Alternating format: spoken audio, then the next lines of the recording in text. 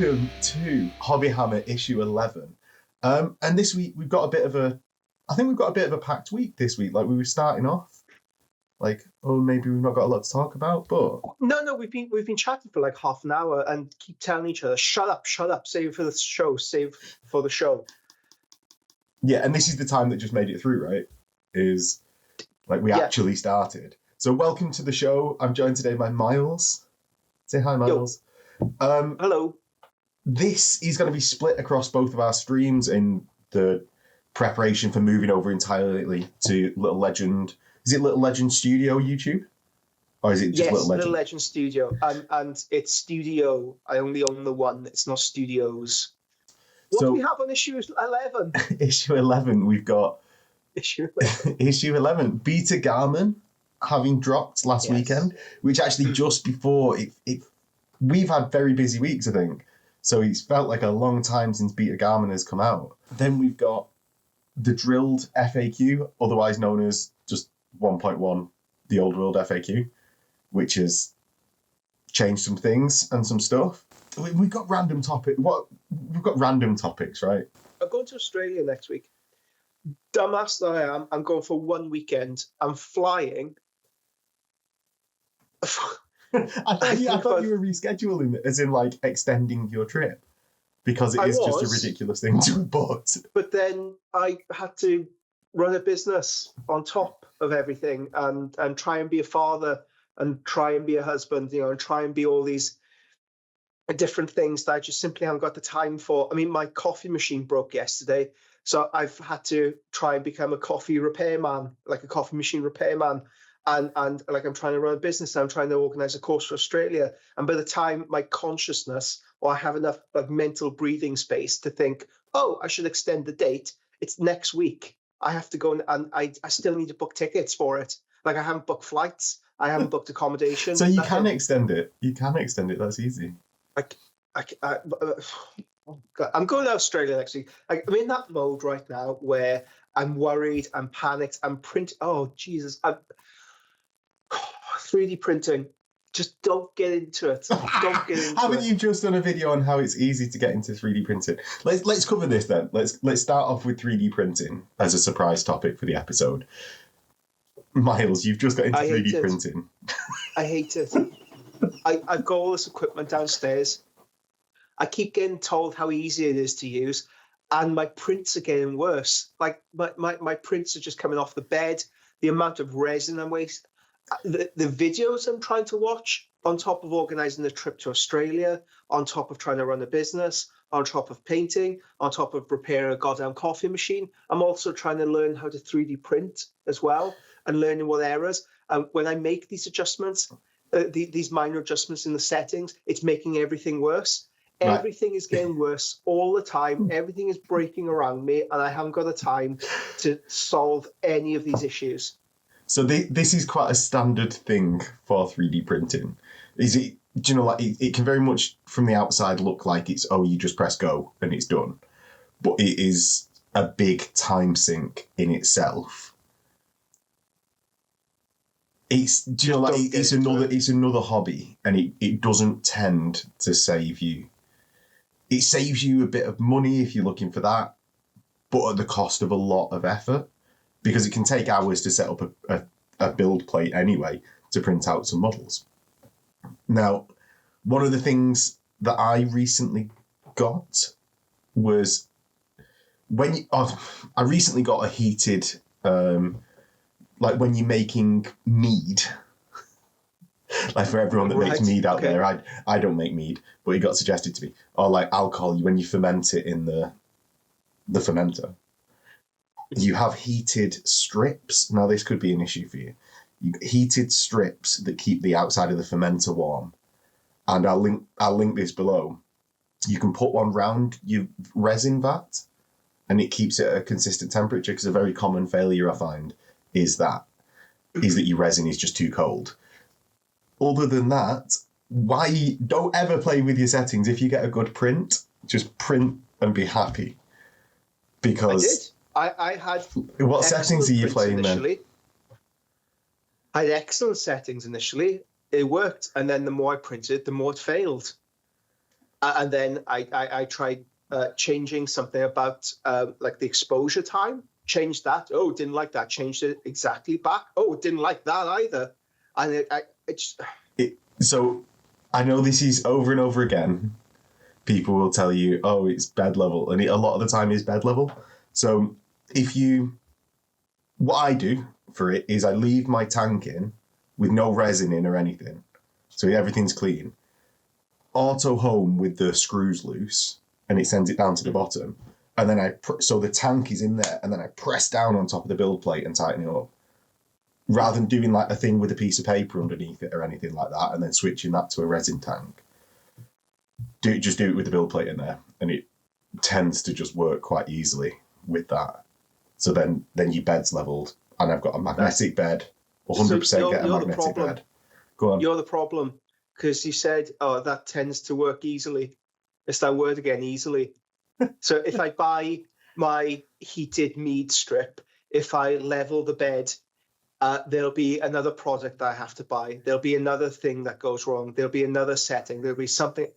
I get the feeling with the technology at the moment, there's always something else that's going to go wrong, and it's always going to cost you more in time of money and investure, and it's just simply not worth it. To anybody out there, anybody think you need to get into 3D printing, don't. No, don't. So I would half support that recommendation of don't get into 3D printing. If you don't specifically want to like find problems and and solve it when it's just so frustrating, just buy them off Etsy, man. For how much it costs you off Etsy, I know it seems expensive when you're just looking at 3D prints on Etsy and stuff. Yeah. And you're like, oh, well, the resin only costs this much and the printer only costs this much. But it honestly, like if you think about your time, it's just not worth. I'm in a mood at the moment, so like everything, like the towers are falling and everything seems like a lot worse than it is. I'll go through this mentally, I'm mentally throwing it across the room and burning it, whereas I know I'm just going to keep persisting and doing it again and again and again until it comes right, and then it'll feel great. But I'm if you're interested, I am launching a how to start 3D printing video series on Patreon with somebody who knows much, much more about this subject. Joe came down and he showed me the setup, filmed everything.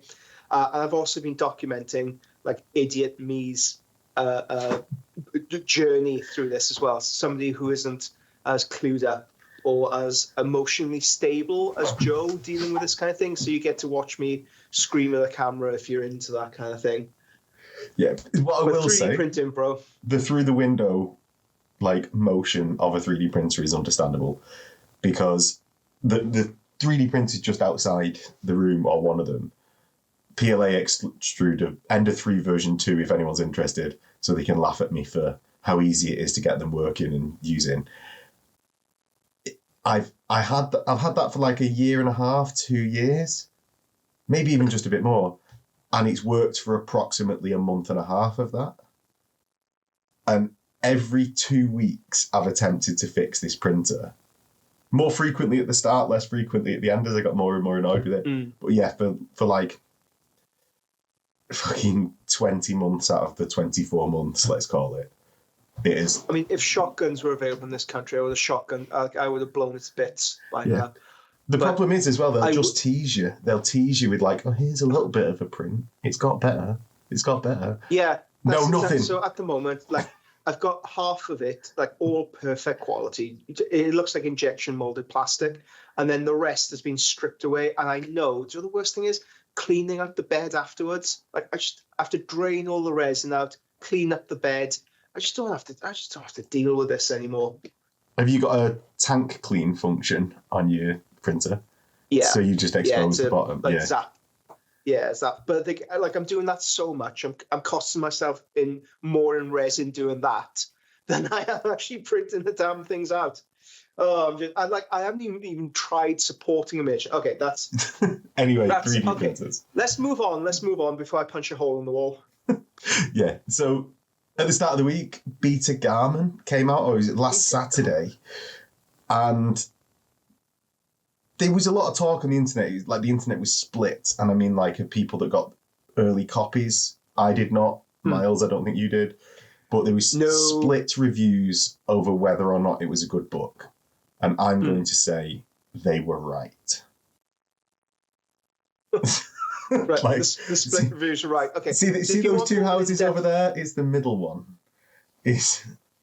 Right. Well, if you want more of an in-depth coverage of this book, there are 5 videos on your channel now. There's one on YouTube, and then there's a bunch stacked up on Patreon to give them the early access to it. But so this book. So Miles, you started saying off, like, when we weren't recording. It was like, shut up. Yeah. Let's start. You were not too excited about it, right? And I was also not excited. I think it's a consequence of. There's a few things. It's a consequence of the declining quality of the Heresy releases overall. So we had the first book, pretty decent, a rocky start to 2.0. But you felt like, okay, they're gaining their feet. Let's go on to the next release and see how they do. And then the next release was that reprints of PDFs they had online. The exemplary battles that came in, was it, September? Yeah, so again, I'm not, and this is the first time since God knows, like, I'm not buying this book. It's not worth the money. Yeah. And then this book that came around, I'm again thinking, should I invest in this? Should I not? Whereas before, any Black Book release was an automatic buy. You have to fight each other to get these books because the quality of the writing, the art, dare I say it, rules. Whether you like them or not, it always sparked debate. I'm glad you said that, because I think that is key. Whether you liked the rules or not, they always spark debate. It always gave you something interesting to talk about. When the Custodes came out against the Thousand Sons, it was interesting to talk about. Like, I haven't looked at any of the rules in here, and I've only just started reading the narrative, but it reads more like a mainline Games Workshop release. So and you said something fascinating in the run-up to this, that you... I don't want to... God, put words in my mouth. I don't want to put words in your mouth. Put words in my mouth. It's almost like the history and the lore is not important to you. It's the rules you read these books for. In these specific books, because of man, we both spent so much time reading the novels. Sure.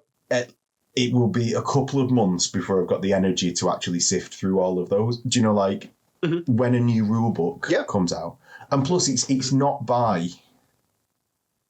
You put in this a lot more politely than you did before the show. No, you put in this a lot more politely. The actual quality of the writing within those things, they've not been thought out as much. They've not got an overarching plan that's going to stretch across multiple books, or even like they just about stretch across that own book. And Alan Bligh had a singular vision, in the Black Books, where he knew where he was going and where he'd come from. He had his roots as a working man. So I can give you a good example here. So in book one, I think one of the opening quotes was from a princeps from the what's the Null Legio, the Legios for Sinister. Like the they had a quote from princeps from Legio Sinister. So that meant even at book one, Alan knew what the Legio Sinister were and how they'd be incorporated 5, 6, 7, 8 books down the line. Yeah. There was a plan, there was a vision, like you said. There was this overarching... such a beautiful man. But it doesn't feel like that's there anymore. And even things like... so I really like reading the lore in these books because it supplements the Black Library books. So the Black Library books are first-person accounts. Yeah. Directly from the horse's mouth, with personal bias, obviously.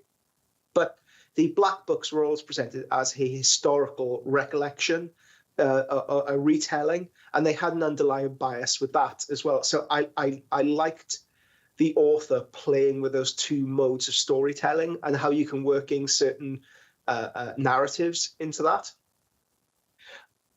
Even things like sentence construction. So I know the early books were criticized for their quite lengthy and complex sentence construction.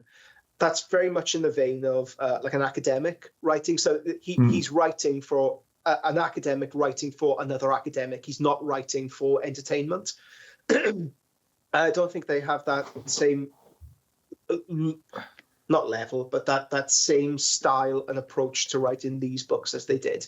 No, well, I don't think they will, because that's Alan Bly specifically putting far too much effort than you would as a normal employee, or even as a very dedicated employee. Alan Bly pouring his life into the entire project, and I think it's almost unfair to hold account to that. And it speaks volumes of Alan Bly doing that for Heresy at the start. Now, when you say you're pouring over, and this is sort of like, we'll get into the rules and stuff discussion in a second, but when you say, you love drilling down into that narrative section of the book, are you doing that within the first week of the book's release? No. This is it. When I get a new book. So when the Blood Angels book came out, book 9, whatever book it was. Yeah. I flicked to Sanguinius's rules first. Yeah, because it's too hard to drill down into it straight away. Because at a snap judgment, to take things in a couple of minutes, I can digest the rules quicker than I can the lore. So when I flick through it, it's flicking through like, oh, look at the color place. But yeah, it's always the rules first. Yeah. Yeah, and because I think it'd be like flicking to a random page in a novel and being like, oh my God, Castamon Orth did this with no context.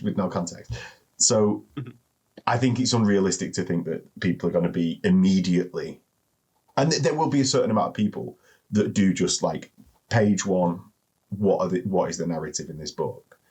Mm-hmm. But it's a much more accessible point for us all to like, what are these rules and how is it going to affect exactly how we are going to be gaming? Yeah. Now, have you seen all the controversy about Shattered Legions and Night Lords, Dreadnoughts not being able to charge or anything? So this is point 2 why I haven't really been interested in the release. I like getting books and I like reading them myself. I like forming my own opinions. I like forming my own opinions in the vacuum. I don't like reading pre-formatted thoughts that influence how I see the book in the future. So you have the cycle of book releases, of influences, of previews. I avoid completely. which we are literally doing now. Yeah. It's not a bad. I've avoided that completely. It's not a bad shout. What the controversy is. So, and this is for anyone listening. I actually agree with you, Miles. But I think it's cool to, if everyone, even if I tend to, I'll read the book and form some thoughts on the book, and then go and check out what everyone else thought of it. Yeah, same. So exactly the same. Yeah. Yeah, because then you've got like, what are my initial thoughts, and I can like, anyone out there listening to this will have the ability to form your own thoughts, I imagine, and then you can like have sort of your own bias, which is nice going into anything that you listen to. Yeah, if I'm going to have a bias, it's going to be my own. Damn it! So what are the controversies? So, number 1, the prime one. Okay. Night Lords Dreadnoughts count as one model, and the flaw to a single model unit, Night Lords specifically here, is that you can't charge anything that doesn't have a lower unit strength than you. Oh God! So Night Lords Dreadnoughts counting as one. No, and this is specific to Night Lords, that flaw. But yeah, and that is definitely a really, really bad thing. And I'm going to say a couple of bad things, and then why I think it shouldn't matter fully. Now, second, you've got a very confusing, like down to the minute detail set of rules for Shattered Legions, whereas in Heresy 1, it was I read them, didn't understand them. I just I didn't have the brain. I didn't have the bandwidth to take them all on. Well, this is it, and I think that it's going to slow down. Although they put like in there, it's not made for tournament play, which is an interesting statement in itself because there hasn't really been that many or any Heresy tournaments. Like, it's actually been a game that shied away from tournaments for a long time. Now, although they've put that, people will be using them and trying to make a good list with them and things like that. And it will be hard for your opponent to disseminate that information and just store it, and it's changing all the time. Every phase a unit can change what Legion rules, let's call them, Shattered Legion rules they've got. So that's going to be switching about all the time, which can be messy. On the flip side of that, I like how they've tried really crazy things in the book. It's like what you were saying before about like when you mentioned Custodes. They're trying some mental ideas. Like I tend to rate things on like the mentalness, like coolness scale, and also how it works matters. But we can just not. And this isn't good like book advice because they need to get it right for like Night Lords, Contemptors and stuff. But I also want to see them trying cool stuff. Yeah. And I think there's sort of like that return to trying just cool stuff that they've got in that they had in like the Black Books. The second thing, Black Shields I think are fairly cool in how the rules are and quite customizable. Like we used to only get like 4 sets of Black Shield rules, and now there's I'm going to pluck a number, but 16 or 18 or something like that. Black Shield rules. Yeah, it might even be a little bit more than that. Wow. But, yeah. That's cool. I'm going to go 16. It allows you to create... Yeah, let's go 16. It allows you to create that Second Legion army or is 11th? Yeah, 11th Legion army that you want to create. It allows you to create your own chapter within the Heresy. Yeah, and which is a cool idea. It lets people both fitting in with the fluff, which is important for like this semi-historical war game, semi-future historical war game. So that's important, but also allowing a more sandbox aspect that still fits within that, which is really nice. Yeah. And it's got some just wild stuff that you can do. The special characters, and this is always a big one, like you mentioned, you flick to Sanguinius, and I think it's where a lot of people flick. If you're not interested in Black Shields or Shattered Legions, it's going to be, well, I suppose there's Solar Auxilia, which we'll get onto in a sec, but it's going to be the special characters. And they're all variations of Praetors, like with slight tweaks. It's not like, oh, this one changes your entire army massively. You have a slight benefit with some opportunity cost thrown in, so you've got other things that are worse. And it feels like a nice... Do you remember how in book 1, like Loken and Abaddon were just like Praetors with a different weapon, maybe a warlord trait? It sort of feels like that. So they're like not these Fafnir Rand style, oh, your army is all weapon skill +1 on the charge and stuff like that. So they've got this nice balance there. So it sort of feels a bit of a return in at least how they're treating it in that way back to the Black Books. I found it very reminiscent of just some of the wild stuff that was going on at that time. So I think they've made a good effort there. Obviously, the rules need tightening up, but that could have been said. Like, and then there's some massively glaring ones in this one, right? Massively glaring, but also haywire termites were broken as hell in Heresy 1, or re-rollable Presantium shields for shield caps were broken as hell. So it's not, and it's stuff that has just gone on forever because Heresy has been a largely passion project for a long time. I mean, there is no perfect rule system, right? And the sheer amount of information that you need to produce, it can't always go through that level of play testing and discernment.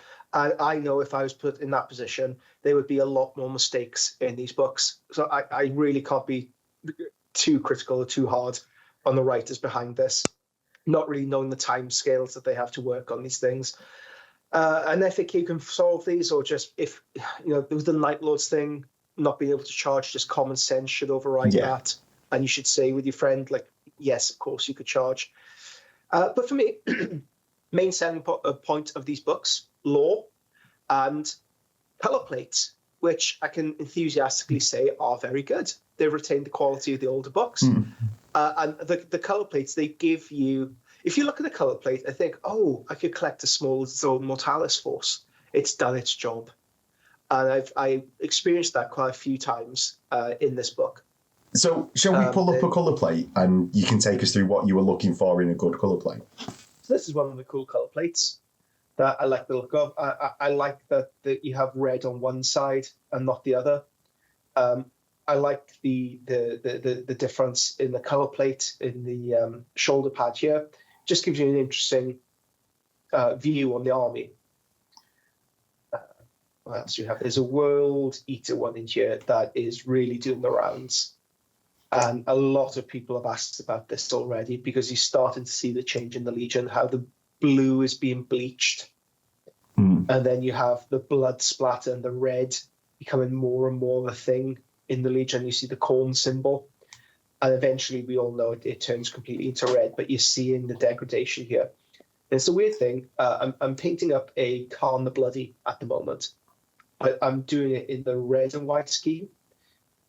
Heresy 1.0, I feel all World Eaters should have the blue and white scheme, but now it feels like we're moving almost into mid-Heresy in a weird sort of timeline. So if I was painting a World Eaters army for myself, it would be in the red and white scheme, or be in this scheme as it's becoming. I get what you mean by like the choices that they've made. Even the Legion rules that are on the Legions seem to be more mid-Heresy rather than early Heresy, where you say got like Sons of Horus now having Merciless Fighter as the main one versus having whatever the shoot within 12 inches one was called, which so the style of the Legion's play is even changing, as well as you said, like these colour palettes that we're getting, which are it's the little details there that you're looking for, like the bleached shoulder pads and things like that. To give you a way into a new project, but I do want to talk about one of the Black Shield forces, and I'm desperately flicking through this document to try and find it because I can't even remember the name of it. But this is one of the schemes that I've used for myself in the creation of my own projects. So I painted these when the first Black Shields book came out. Hold on, let me get some good lighting on this bad boy as well. So these guys were invented as terror troops. They were mainly used to reeve behind the lines of any advancing forces. And I wanted to, I had a bunch of Mark IIIs that I didn't really know what to do with, and I didn't want to just paint them up as Blood Angels. So I thought, let's do something a little bit more interesting with them. I've mixed a lot of these with Necromunda miniatures. And I wanted to have the metallics all use color shift to give them an irradiated look. And I have to say, when I was creating these, I was watching quite a lot of Chernobyl at the time, the TV show. Was that these at the time of that coming out along that timeline? Yes. Yeah. Well, when I was painting these, certainly. So I wanted I remember this dude specifically. Yeah. He's done the rounds quite a bit. I wanted like a very heavily weathered. I just love the idea of Black Shields being gathered up from some worlds, being flash indoctrinated, and being thrown into a war they have no understanding of. They've been given a bolter, they've been given a blade, and they've been given strength, and they've just been told to go and reave the universe clean of life. They have no formal training or understanding or philosophy beyond that.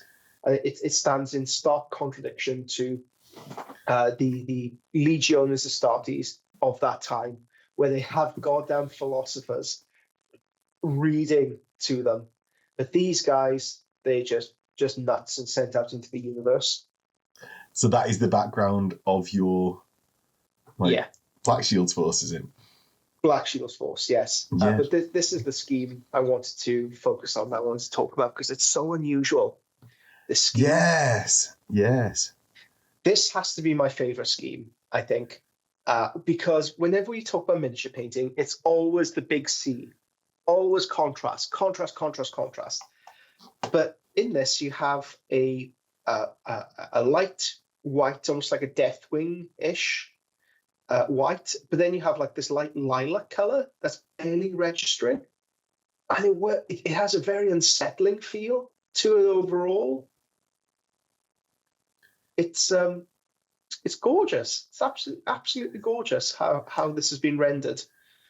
This is actually an update of a Mark V Marine scheme in the original book 6 that had. I would still remember it was the page opposite where Pariah Armor and Pariah Bolters were, like the actual Wargear page in book 6 for Black Shields. There was a Mark V Marine with these like sort of swirls around its studs. And that scheme is actually an update of that. That's my favourite Black Shield scheme. Garrison host. And there are some painted examples in the back, but if you want to see them, go buy the book. No, it's almost then that colour palette. Nothing could ever do it justice because it's just so good with those swirls and stuff. This is a very good basis. Weather the hell out of this afterwards, I think you'll end up with a very, very, very good scheme. Yeah, I'd love to. It's too white for me, versus the colour palette. But it's done its job. It's because I was about to say I would love to create a small army of them. So perfect. The color palette works. The color palette works. So I was thinking, just a small sort of Talis force, maybe a few guys just to see whether I like the scheme. There we go. It's done its job.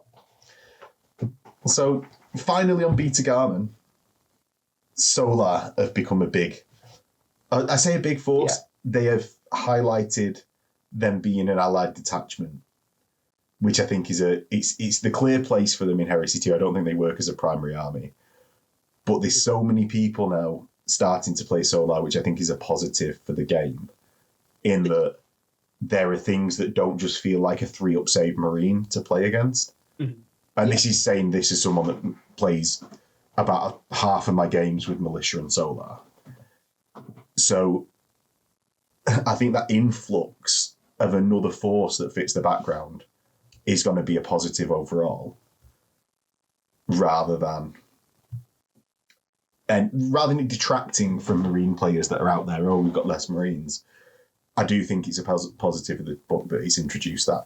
The complaint with Heresy, it's just Space Marines v Space Marines. But no, we've got Custodes, we've got Mechanicum. It would be nice to see like the Militia come later on, like the cultic horde later on. But I can understand why they wouldn't want to introduce that straight away. Anything for more variety. And the models drop dead gorgeous as well. They passed the eye test. Yeah, like I think we spoke about this in a previous episode, right? Like it's about the exact nuances of those models.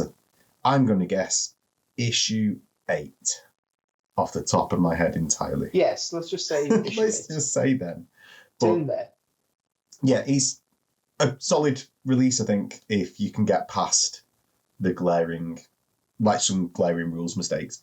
But I don't think that should put anyone off, like, the actual content of this book. I think of all the releases we've seen for the Heresy so far, the book releases, this is the best. Of Heresy 2, you mean? Of Heresy 2, yeah. sorry. I knew what you meant. Yeah. I knew what you meant. Oh my God, yeah. Yeah, of all the releases of Heresy 2.0, I think this has been the best so far. Yeah. Right. Miles, can I tell you about Drilled? And getting drilled. What? Getting drilled, yeah, okay. So, Drilled. Do you know about Drilled, the rule in the old world? What the hell are you talking about? So Drilled. The FAQ, right? Sorry, yeah, I'm just I haven't had my morning coffee because my machine is broken. Yes, okay. So apparently there's like this big FAQ debate. Again, we were talking about this before the show, but I feel, especially as content creators, we have a pressure to produce something every week. And for yourself, working on YouTube primarily, nearly every day, I think that as a consequence of COVID, as people have got out of COVID now, I don't think that's concern for them anymore. I mean, even for myself, being deeply entrenched in like all the debate, everything, I've barely seen any of this debate at all, or this big furore. So explain to me and many of our audience, I guess, what the hell is drilled is. What is this? So drilled. Just what is this, Max? Right. I'll explain what drilled is, and then there's another question there. But drilled is a rule that allows you to change your frontage to. So basically, I can go into a marching column and back out of a marching column, or expand my front ranks or not, redress the ranks for free before a movement. Now, there was then arguments over whether or not you could drilled and then charge. And that's because a marching column allows you to triple move, but you can't make a charge move. But you can declare a charge. So you declare a charge in a marching column, drilled out and move. And that was cleared up in the FAQ because there was a big argument at the start of the old world over what constituted a move. Is it just a move in a remaining move section, or is it anything? I'm going to say in the movement phase was the main. I think no one really was thinking that any move, which has now been clarified, any move on the table that isn't a falling back. So if I pick up my models and I shuffle them back 2 inches because I've given ground, that's a move and I can redress the ranks. So super, super useful rule to just play with your frontage of your units. And this is, Miles, you were asking midweek about like your regiment bases and trays of what should you get. And I recommended something that you could change the shape of on multiple smaller trays. And it's exactly because of this. I've actually found something really good for that. Hold on, let me drag it up. So I haven't bought any yet, but it's these. Mini mag trays.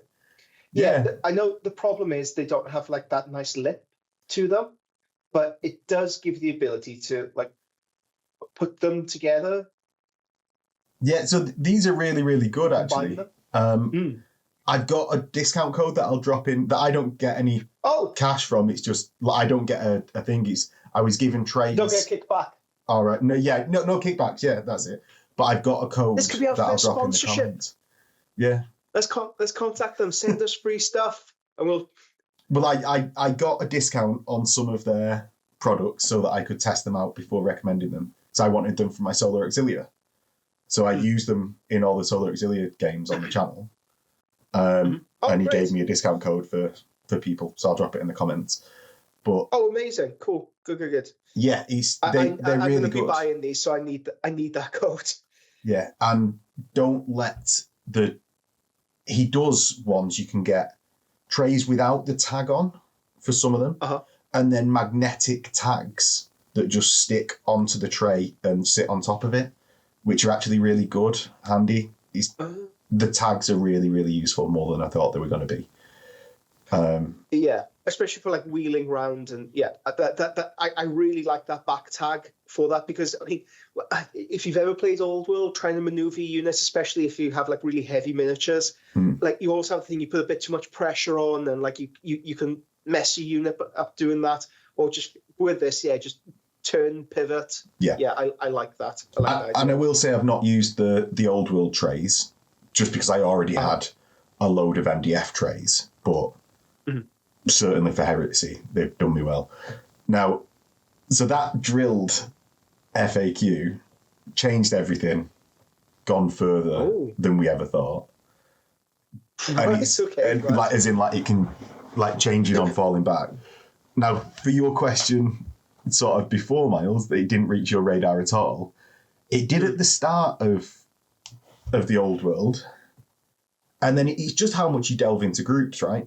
So it's So what groups? Well, there's the 51,000 the Old World members group, and then there's is that Facebook or yeah Facebook, and then there's like I think a 17,000 one, and it was just popping off every single day on those groups. So I saw it because I skim a couple of groups, not every day, but every now and then. and it was always on there. It was always on there. And yeah, it's over. It's over is all the arguments. But what do you mean it's over?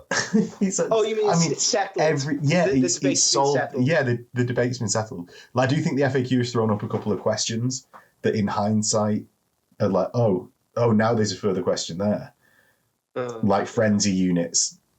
It says if the unit in front can... essentially, like, if the unit in front has the chance of making a charge, the frenzy unit behind has to declare a charge. Now, does that mean that the unit in front, like, just because they can declare a charge, the frenzy unit behind has to declare a charge? Or is it if the unit in front declares a charge, the other one has to? So it's a bit of a 50-50 ruling that even on first read of it, I didn't really expect. I thought it had cleared it up, and then in the days that have come, like, it's thrown a bit of a spanner in. But it's at least good to see ongoing support, like, that's really quick for the game. Yeah, and I guess thoughtful responses as well. I mean, it feels like everything that the old world is doing, it's thoughtful, it's considered. It's done well. Yeah. Yeah, now what wasn't considered, Miles, is on Wednesday, me and a guest, Richie. Hi, Richie. Yo, Rich. We put out a video just talking about he won the first GT to be held. I say won. He best overall, so he got most, like, best game votes. He got most best game votes, army votes, and wins to combine into. And he might not have got the best of any singular one of them, but the combined score. Dwarfs, which has been really low in the HobbyHammer statistics, which have been putting dwarves like right near the bottom, I think third from the bottom. He managed to get it with dwarfs. All those soft scores adding up. But maybe. So that is then, like, I interviewed him, and just as an offhand question was like, well, what are you thinking for future ideas on the list? And he'd had a few drinks, I'd had a few drinks. And so he just spitballing some ideas, like, completely off the top of the head. And he was like, you know what, man? Like, bound items don't make your wizard a wizard. Or don't make your model a wizard. And dispelling says you nominate a wizard in range of the enemy wizard. Oh, God. Which would then imply that you can't dispel them. And I'm not suggesting this, and neither is Richie. No. It's this 2-second comment on a video that we just, like, do you know, we're just joking about, like, we're doing, like we tend to do in the cast. And man, that blew up. Yeah.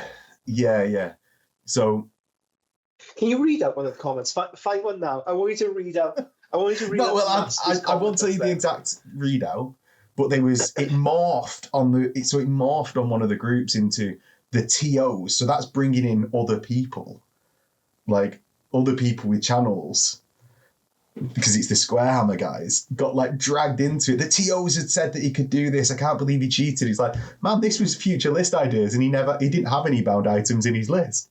And the TOs had apparently told him that what to do, even though they never got mentioned. It just morphed to the point where he was like, I don't know whether these guys have even watched the video that they're so raging about. So that happened this week. You also can surely dispel bound items, because under that logic, you wouldn't be able to cast them because only wizards can cast spells. So it surely wouldn't be the case. But it's been it's been going on. Was there like a shame? So, Miles, we've been joined by a visitor, or you've been joined by a visitor. Yeah, my little dog, Riley. Hello, Riley. So he keeps me company in my office day to day, and he's just settled down. And if you ever do an event here, or if you do like a weekend with me or a studio day, you can meet Riley if you want on special request. I'll bring him along. I have to warn you, he is a little bit crazy, aren't you? Aren't you? Yeah. So that essentially just covers like that offhand comment that blew up a little bit. But yeah, the internet's a funny place, man. The internet's a funny place, man. Yeah, I was just sort of hoping that the guest doesn't get put off doing more stuff. Like, you've sort of got to be a little bit inured to anything. Yeah, well, hopefully. Like, yeah, and I think he will be. Like, he's pretty chill about things. It's not like he's going to get like hecklers on the street or anything. No. Well, he was telling me that he's once been on a radio show for like BBC or something like that, because he's like quite a good tattoo artist to the level that he would get interviewed by BBC. Yeah. And it was like just after the Euros, and he got interviewed on his tattooing, and they started asking him about like the football, and he knows nothing about the football. So I just got the worst look in interviews. Do you remember that guy who he was brought on as a tech expert in the BBC, but he was interviewing for a janitorial position there? A janitorial national position? News. Yeah, a janitorial position. And he was there, he was asked, okay, what do you think of the, upcoming influence of AI in work?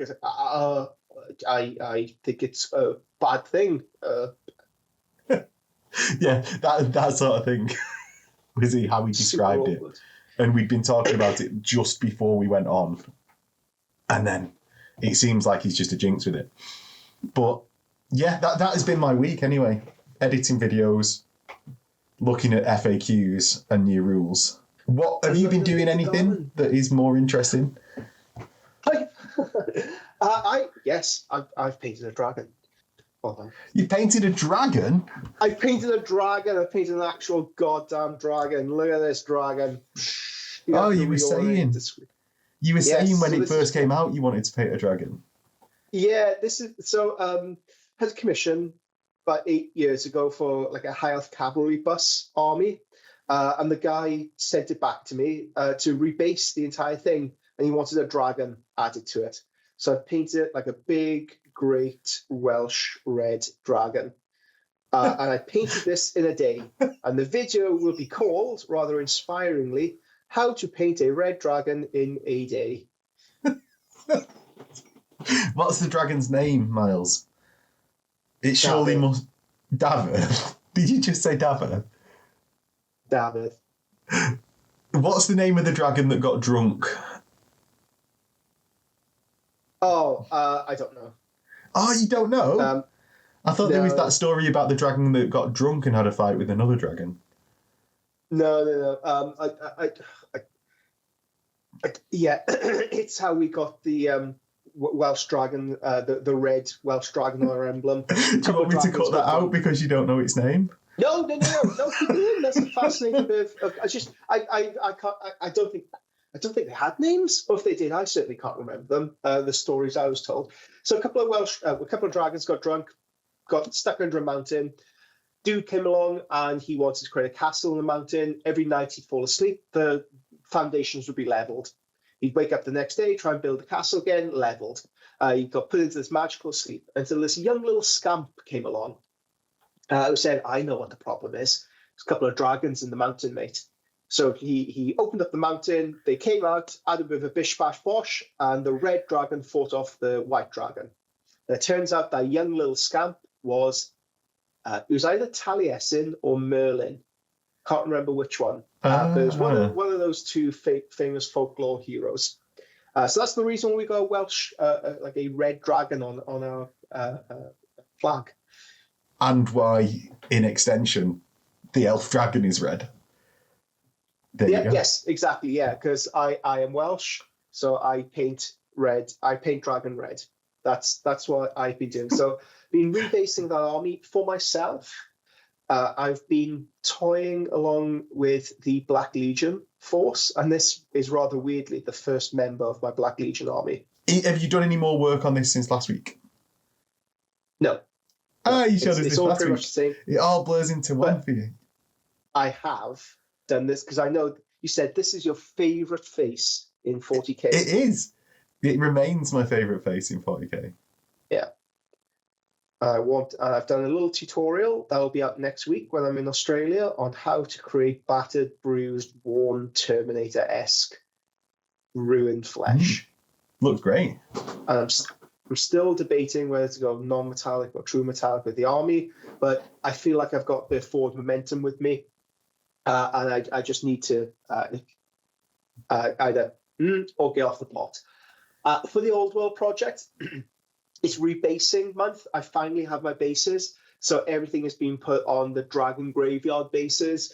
Everything's been magnetized, and I'm building out what I imagine to be the rest of the army. So I'm building the bases for the 30 Marauders. I'm building the bases for the Knights. I'm building the bases for the Dragon Ogres and the Shaggoth. Anything else I'll build on top of that, I can do as and when. But once I get all these bases together, I'll start painting them.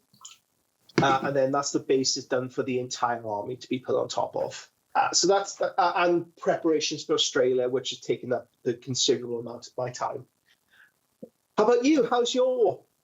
Because in our show notes, I can see that dwarves have nice feet or don't have nice feet. So What's that about? I need to get the images. So Cartoon monster sounds crazy.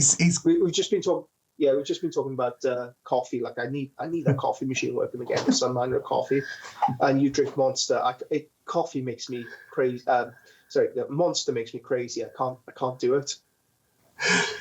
In what way? Like you run around all over the place? No, I get anxious. I get really, really anxious, and my mood turns bleak. Bleak. Bleak. I can't cope with the smallest setbacks, like a broken coffee machine. Fair. So, up on screen now are the dwarves that I was hunting about for. And basically, this is to supplement a dwarf army that I borrowed off Ian, who has been the dwarf player on channel and done the dwarf guide with me. So I've just been playing about with some fairly classic ways of painting rather than trying anything crazy. Except the only thing that I've done differently is I've used Sharpies on all of the metals. Uh-huh. Do you know what? And for the amount of effort that they put in, because I needed to just like not think about them, and it's like it'd been in between editing, doing like this and that.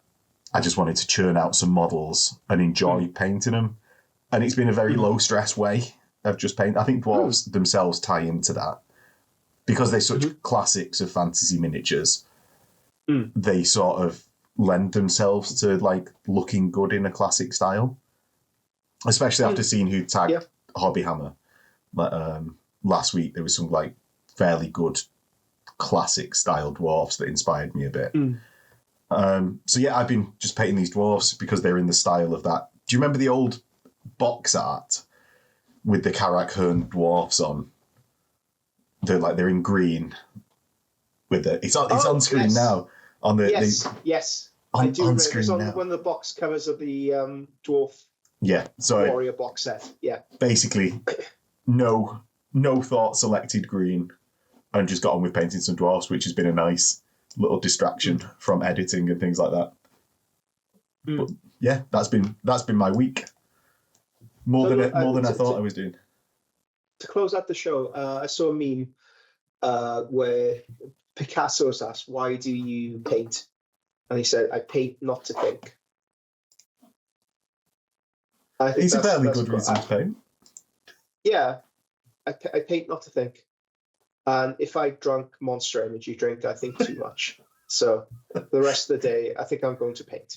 Is that what Picasso said? Direct quote. It's what Willem Dafoe said in the movie depicting Picasso. Okay, fair enough. It's a bit of a paraphrase, but we'll let you get away with it on the HobbyHammer cast. You gonna fact check me? No one fact check Miles. See, I'm getting adversarial now. I'm getting confrontational because I haven't had my goddamn coffee. Low energy confrontational. It's a disconcerting mix. Low energy confrontational. I mean, I'd expect and be ready for high energy confrontational, but low energy confrontational. Low energy, yeah. Which is like spikes of viciousness. It's like being in road rage mode all morning. So I might get involved in a few road rage incidents later just to break up the day. Well, you are in Swansea, so it's just fairly normal state of affairs there. And shall we close out the show there rather than rambling for 25 minutes like we did last week? Which is why, if anyone noticed a weird cut, that was why. So I hope everyone has a good week. And Miles, are we not doing a show next week because you're in Australia? I'm in Australia. I'm good old Australia next week. So no show coming up. So you'll have to feast on this for a couple of weeks. Unless we can arrange something when I'm over there. I very much doubt so. But I think that's down to you. I will be in this room either way. I'll see what the time difference is and we'll see if we can organise something. Otherwise, we will be seeing you fresh and dandy, all caffeined and liquored up in a couple of weeks' time. Yeah. See you then. In a bit.